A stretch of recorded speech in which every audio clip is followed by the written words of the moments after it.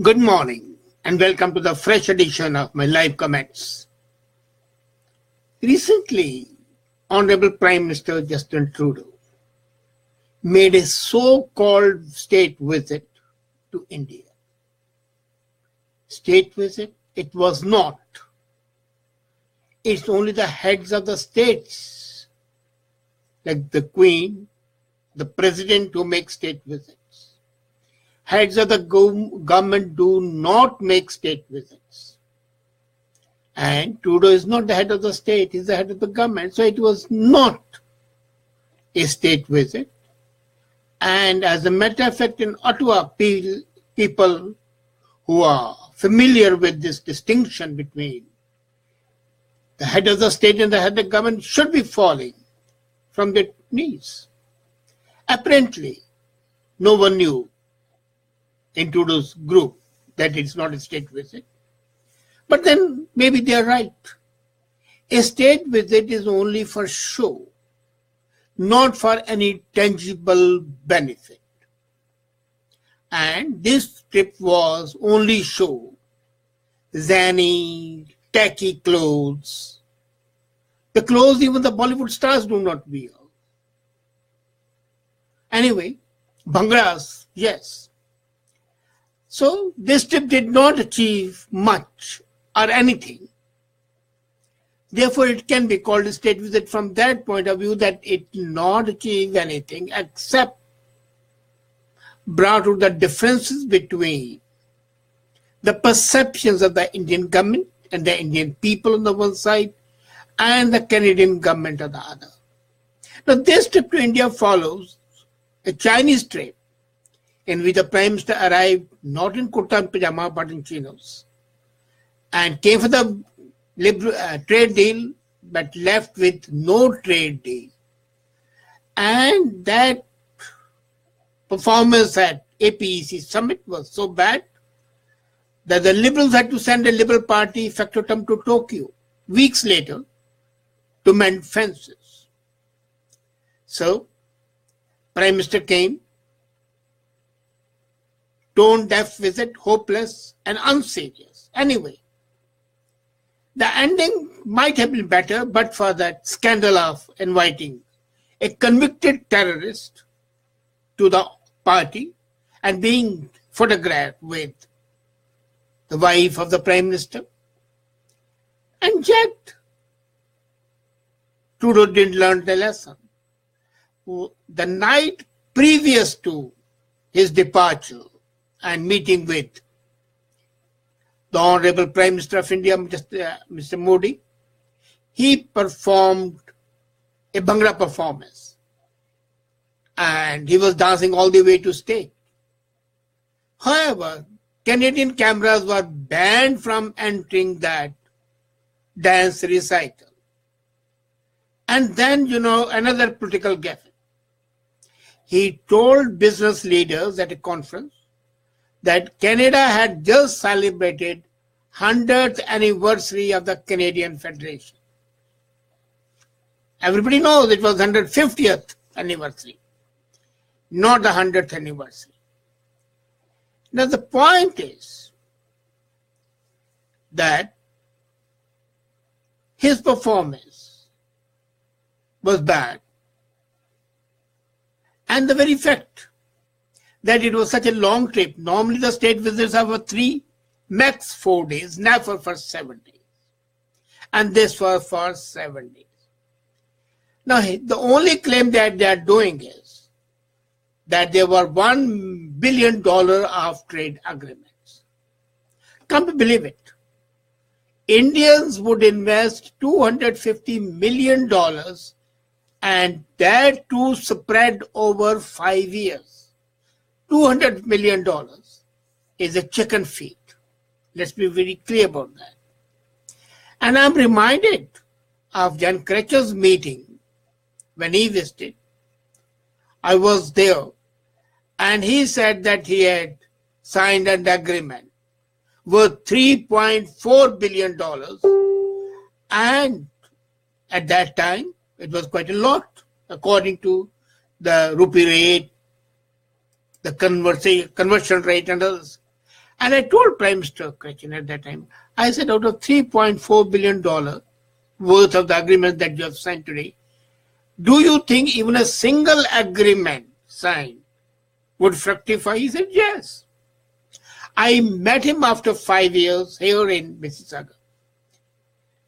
And I reminded him and told him that, look here, your prognosis of 100% has been met with 0%, the reality check.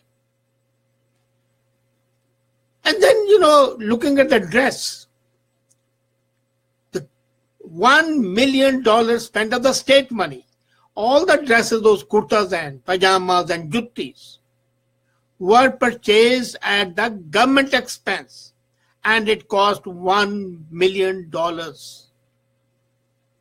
That's what the information is.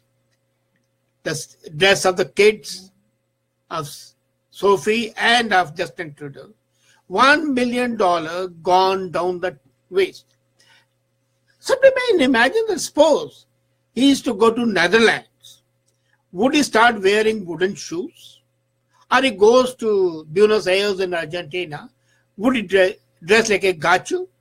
And imagine Angela Merkel coming to this country and wearing Alberta Boot Company shoes and still doing it for 6 days continuously. It gets garish, gets boring. And there's an opinion for everything, there's a time for everything. So, the plea now being taken was at time that the Indians were possibly too busy. As a matter of fact, Indians gave him a cold shoulder all the way. It is only for the interest of a certain courtesy that the Prime Minister met him the last day and gave him that famous hug of his own. And looking at that hug, I was reminded of Shivaji and Afzal Beg hug. When Afzal Beg wanted to kill Shivaji in that hug, and in return was killed himself. Here there was no killing except the political killing. And then, imagine, I'm coming to another part which is very shocking. And that is the Prime Minister Modi did not receive him. He was received by a person of the level of the parliamentary secretary. Not even a Minister of State. Minister of State in India is equivalent to parliamentary secretary here in Canada. Minister of State over there, parliamentary secretary, Canada. And like that, Now imagine the insult. And the plea being taken by the officials is that the Modi was very busy and the Prime Minister Trudeau himself wanted to travel over the country, trapeze to Agra, Mumbai, Ahmedabad, Amritsar, before meeting Prime Minister.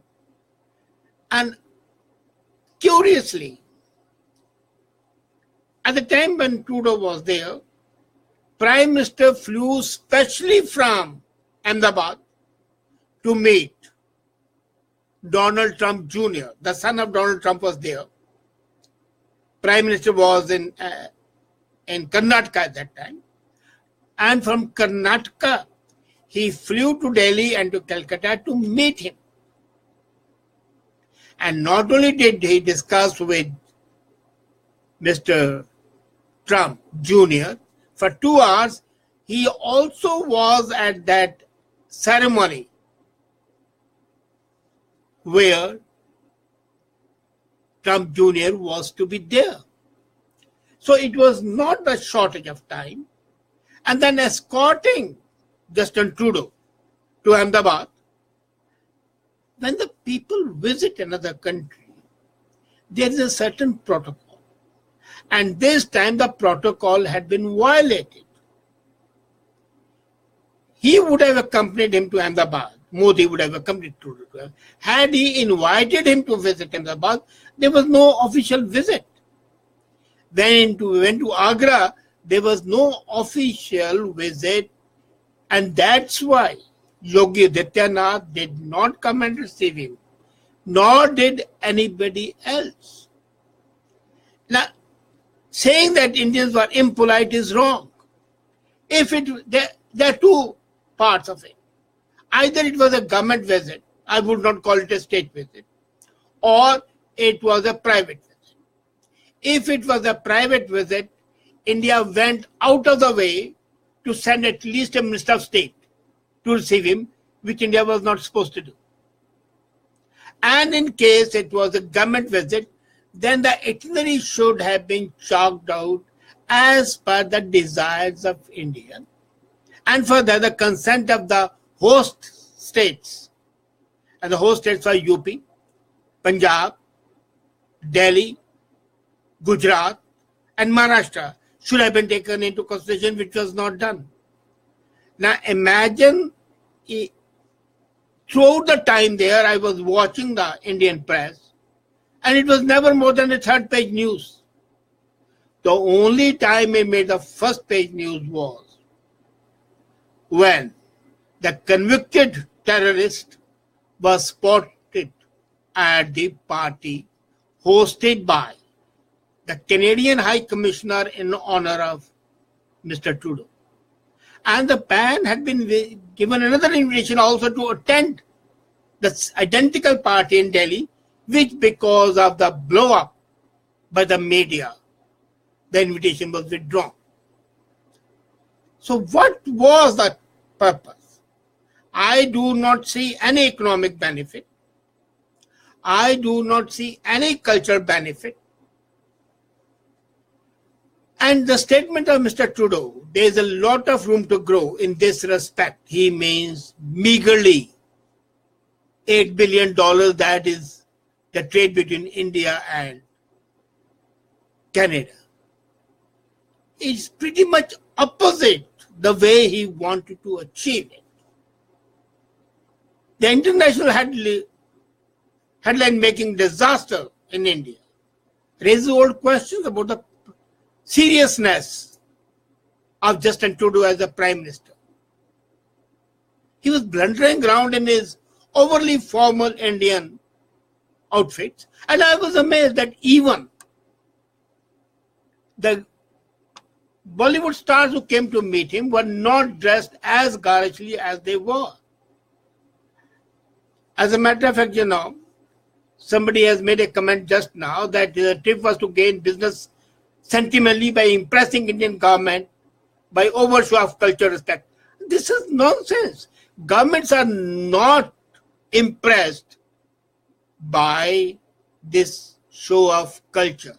They are impressed by the practical, pragmatic deal. What's the profitability and what do we gain? Any trade deal is not decided by the way you are dressed. But here you are dressed like a tamashawala, a Bollywood hero, an actor, and a third-rate actor at that, because the decent actors do not dress that way. They dress it only at an extremely formal occasion. As one of the Indian journalists said, we don't go around just like that every time. So this is bad. And another thing is, another comment is that this was absurd by meeting with the rival party. As a matter, the rival party CM, he is referring to Captain Amrinder Singh, was not absurd. It was at the insistence of the Prime Minister, and the Prime Minister wanted to salvage the situation because Amrinder had refused to meet the Defense Minister earlier when he had visited India, Harjit Sajjan, and he was not willing to meet him even now. So Justin Trudeau wanted to show that he is a bit more successful, though a special messenger had gone from Delhi to Chandigarh requesting him to come. So therefore, calling this trip a success is absolutely mystical.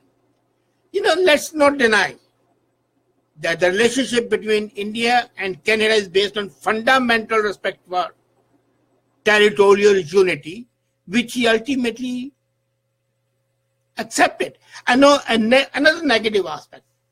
Till he had gone there, his vote bank was the fundamentalist Sikhs primarily and other Sikhs secondary. Now since he has And he's the first person in the world to say that KCF and the Sikh Student Federation are as criminal as Haqqani or Taliban or Al-Qaeda is. So he has joined them with that group, which is right. But those fundamentalists are now annoyed that Justin Trudeau has gone back and they are angry with him. So he has lost both. He was like the typical guy, you know, that as the fables, the father and son and the donkey. You cannot please everybody.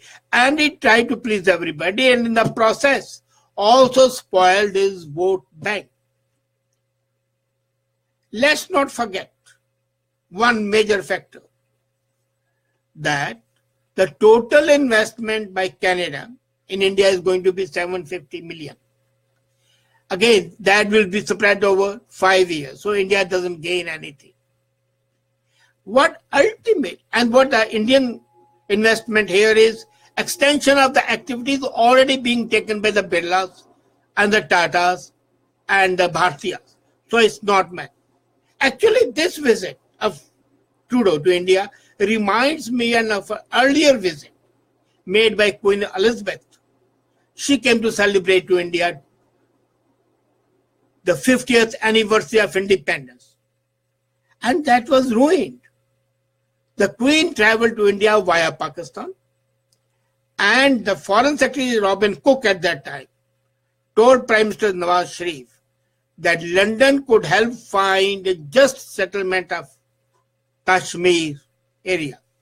Now at that time the Prime Minister was Inder Gujral, not a very efficient Prime Minister, but he also immediately said that you are a third-rate power, England. He told the Queen, you are a third-rate power. How dare you say that you can mediate between us and Pakistan, because this is an absolutely bilateral affair. And then, you know, Queen to make amends went to Amritsar to lay wreath on Jallianwala Bagh. And then, you know, she also said that this claim by Robin Cook was exaggerated. So that, apart from that trope, that fox paw by the Queen's Foreign Secretary, the trip of Trudeau is jinxed.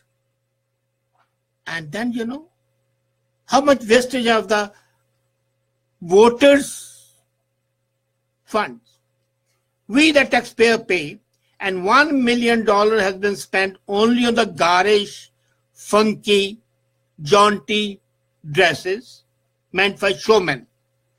Then a local sporter, a celebrity chef, was flown all the way from Vancouver, Vikram Vij, to India to oversee the preparation of visits, as if the Indian cooks are not sufficiently capable enough to serve the repast. This was extremely wasteful of the Indian, and it was an insult to the Indian culinary experts and a wastage of the voters' money. The mention of Babar Khalsa, as I said, and International Sikh Student Federation clubbed together with LET, Jaish, Al-Qaeda, ISIS and Haqqani is clearly the beginning of the end of Justin's honeymoon with Sikh fundamentalists, and the trip as a whole would remain a black mark on the diplomatic capability of Canada and absolute inane attitude of the Canadian leaders, some of them, not all of them, towards their Indian counterparts. Let's hope that we learn from this experience and do not continue the way we are doing. Thank you.